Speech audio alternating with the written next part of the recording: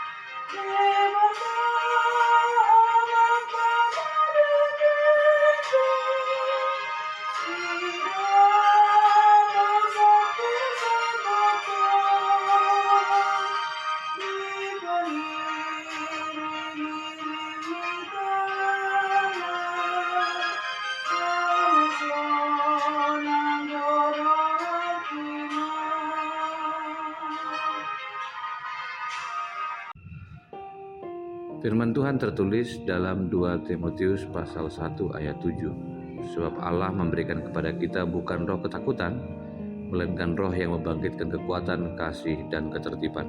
Demikian firman Tuhan. Amang Inang yang terkasih dalam Tuhan Yesus Kristus,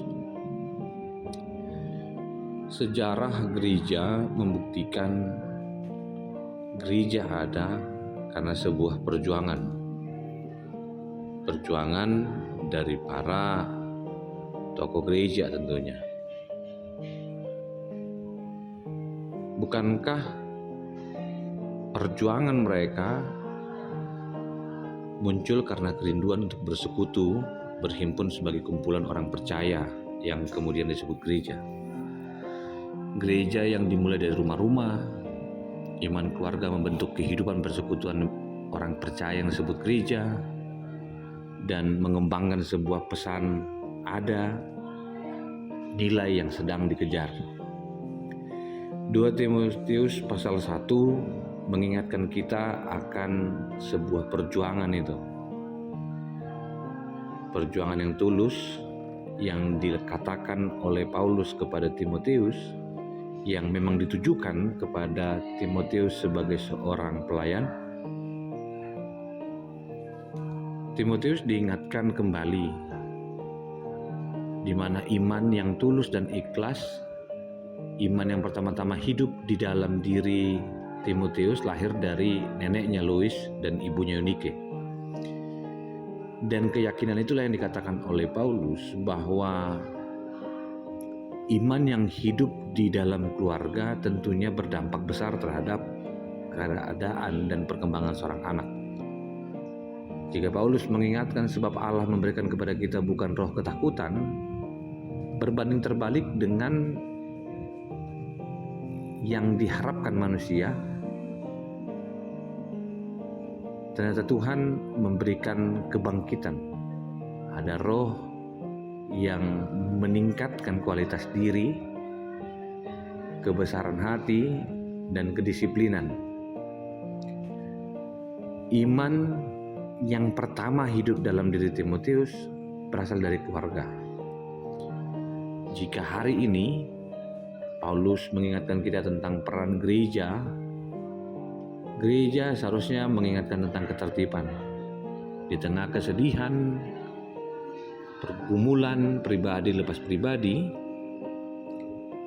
di mana kita terkadang tertolak, mungkin inilah saat yang terbaik bagi kita untuk mengingat gereja Tuhan dimulai dari hal yang pernah dikatakan ada perjuangan.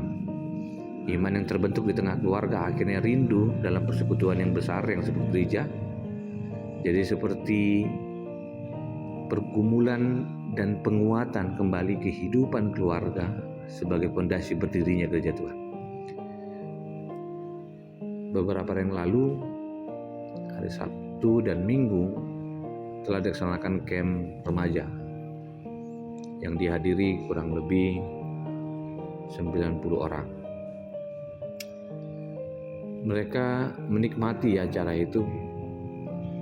Mereka mendapatkan sebuah arahan untuk mengenal diri secara gender dan pengenalan tentang gadget sebagai orang yang baik dan pintar.